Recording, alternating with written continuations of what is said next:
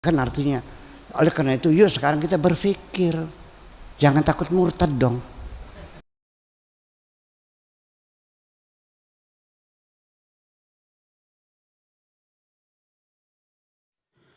Assalamualaikum warahmatullahi wabarakatuh.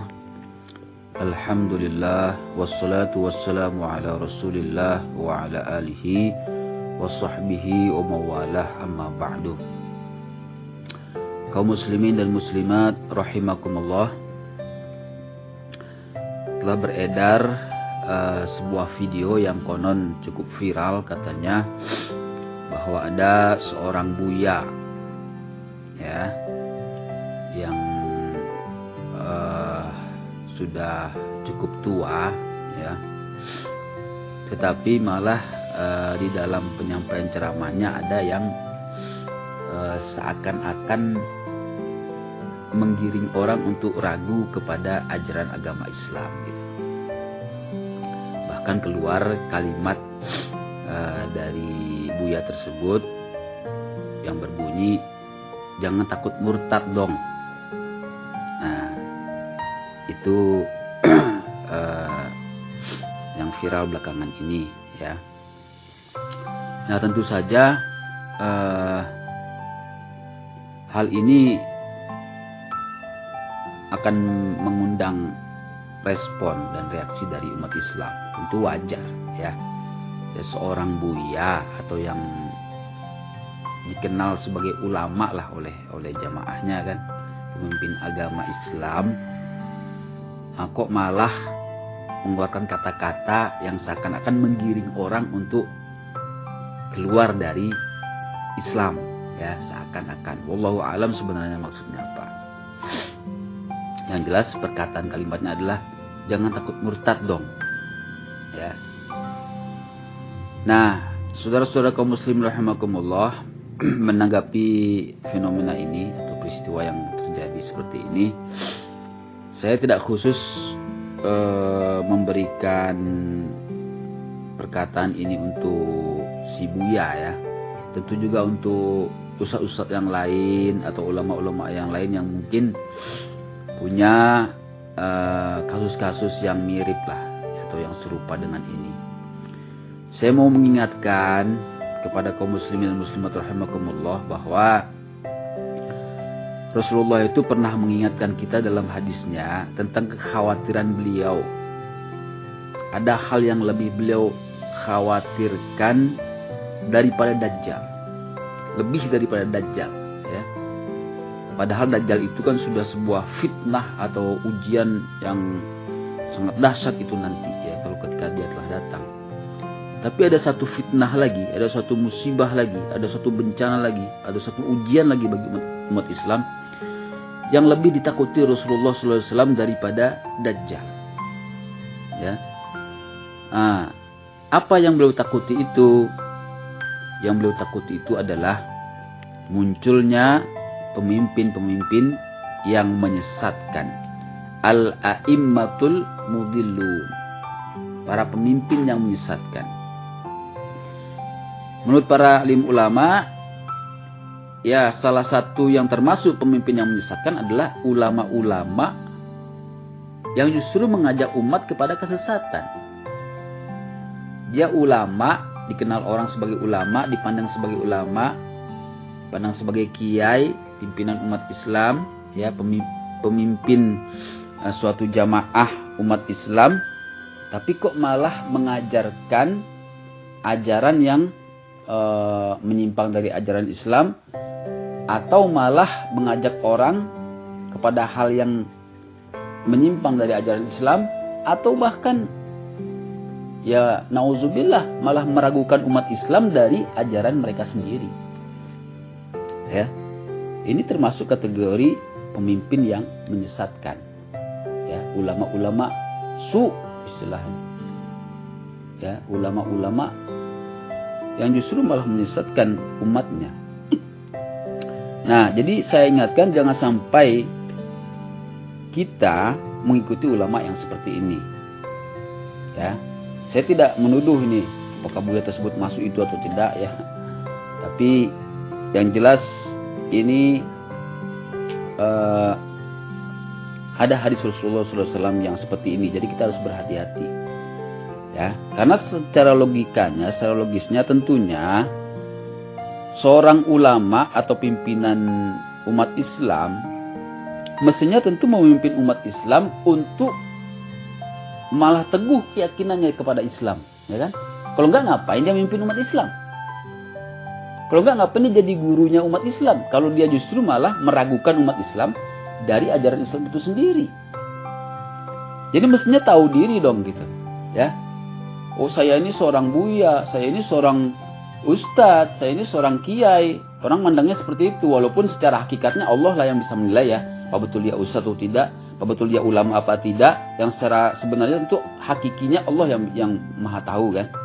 Tapi secara zahir penilaian manusia kan dia ulama, kan dia kiai, kan dia ustadz. Nah, maka mestinya secara logisnya, karena dia memimpin umat Islam, dia menjadi guru umat Islam, dia menjadi orang yang didengarkan oleh umat Islam, mestinya tentu mengarahkan umat Islam untuk teguh terhadap ajaran Islam, untuk lebih kokoh mengamalkan ajaran Islam, untuk benar di dalam pengamalan ajaran Islam, bukan malah menggoyangkan keyakinan umat Islam dari ajaran mereka sendiri, bukan malah meruntuhkan atau mengikis akidah umat Islam itu sendiri. Aneh kan? Seorang yang memimpin umat Islam, ya guru umat Islam, kok malah meragukan orang dari Islam gitu. Tentu sesuatu yang aneh. Makanya kalau menurut saya sangat tidak pantas jika seorang pimpinan umat Islam, guru umat Islam, kok mengeluarkan kata-kata jangan takut murtad dong. Nah, ya. Padahal murtad itu kan sudah kita ketahui akibatnya apa. Kalau menurut ajaran Islam, orang yang murtad itu maka akan hapus amal-amalnya. Amal soleh yang selama ini telah dia buat, kalau dia murtad, ya menurut ajaran Islam itu hapus semuanya, pahalanya hilang sudah. Ya. Makanya justru memang khawatir kita untuk murtad. Itu yang benarnya. Harus menjaga umat Islam agar jangan sampai murtad. Itu mestinya begitu kalau pimpinan umat Islam, kalau guru umat Islam, kiainya umat Islam gitu kan. Logisnya begitu, itu secara logis aja dulu gitu ya. Nah, ya. Nah, kemudian juga sebetulnya Imam Al-Ghazali, ya, saya sampaikan juga lah ini ya pesan Imam Al-Ghazali yang tertuang di dalam kitab Ihya Ulumuddin, ya. Imam Al-Ghazali itu pernah memberi nasihat kepada kita, ya. Beliau mengatakan, janganlah kamu sekalian duduk belajar kepada sembarang orang alim. Jadi memang harus milih-milih kita, ya, walaupun ini orang alim berilmu, ya, tapi nggak boleh sembarangan ternyata kita duduk belajar kepada orang alim, ya. Tetapi kata Imam Al-Ghazali, belajarlah kepada orang alim yang mengajak kalian dari 5 hal kepada 5 hal yang lain. Min khamsin ila khamsin, dari 5 hal kepada 5 hal yang lain. Apa yang 5 hal itu? Yaitu pertama, dari ragu kepada yakin. Minasyak ilal yakin. Tadinya kita ragu nih persoalan ini, ya. Ini benar apa salah? Dengan kita duduk kepada ulama tersebut, kepada ustaz tersebut, jadi kita jadi yakin bahwa wah ini yang benarnya begini. Yakin kita gitu. Bukan malah tadinya kita yakin, begitu duduk dengan ustaz tersebut, belajar kepada ustaz tersebut, malah jadi ragu dengan kebenaran Islam yang selama ini sudah kita imani, ya, bahkan wajib untuk diimani misalnya, apalagi ya masalah-masalah akidah, malah jadi ragu gitu, ya.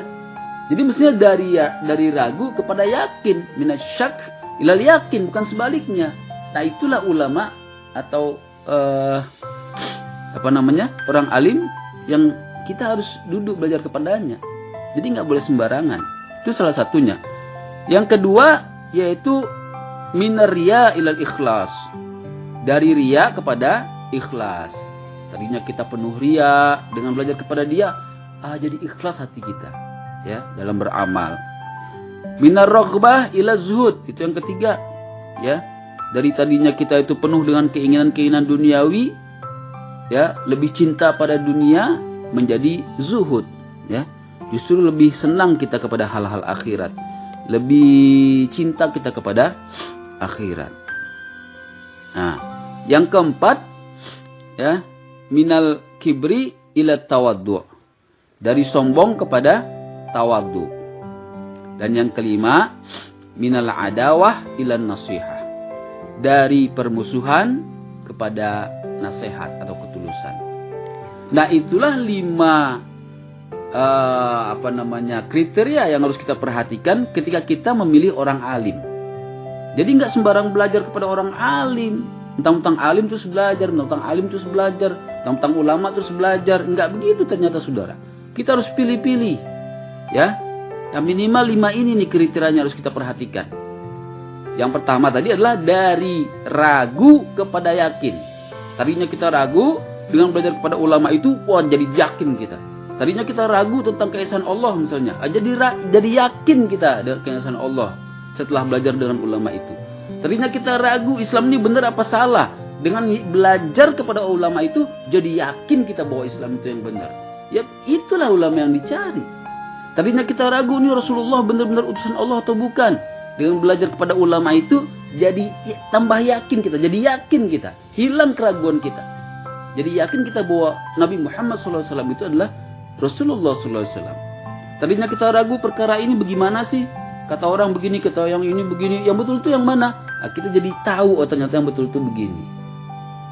Jadi dari ragu kepada yakin, bukan malah sebaliknya. Tadinya yakin kita kepada ajaran Islam, malah jadi ragu dengan belajar sama dia. Ya, ini malah kacau. Nah, ini jadi harus diperhatikan. Yang ketiga, ya, yang ingin saya sampaikan, ya, kepada para alim ulama, kepada para ustadz, ya, yang dipandang ustadz lah, dipandang kiai, dipandang gurunya umat Islam lah gitu ya. Ilmu kita ini wajar kalau ada yang berkekurangan satu sama lain. Yang ini kurang dalam masalah ini, yang ini lebih dalam masalah ini. Ada kurang, ada lebihnya, itu wajar karena kita manusia. Walaupun kita kiai, walaupun kita ustadz, tidak semua hal dalam ilmu agama ini lantas menjadi kita ketahui gitu, atau kita kita paham semua. Enggak seperti itu. Wajar kalau ada suatu masalah yang kita ragu, kita belum tahu jawabannya, kita masih bingung. Bagaimana ini kok begini? Menimbulkan keraguan. Nah, tetapi semestinya kalau kita itu adalah pimpinan umat Islam, kita adalah ustadz, ya, dianggap orang ustadz, ya, oleh jamaah kita dikenal sebagai buya barangkali, ya, kita dikenal sebagai guru mereka. Mestinya apa yang meragukan kita itu jangan kita lempar kepada mereka. Lah kita gurunya, kalau kita aja ragu gimana dong? Yang betulnya itu kita cari dulu, ya, kita cari dulu apa ini jawabannya. Barangkali kita nanya lagi kepada ustadz lain, barangkali nanya kepada ulama lain, barangkali. Kenapa kita harus malu nanya?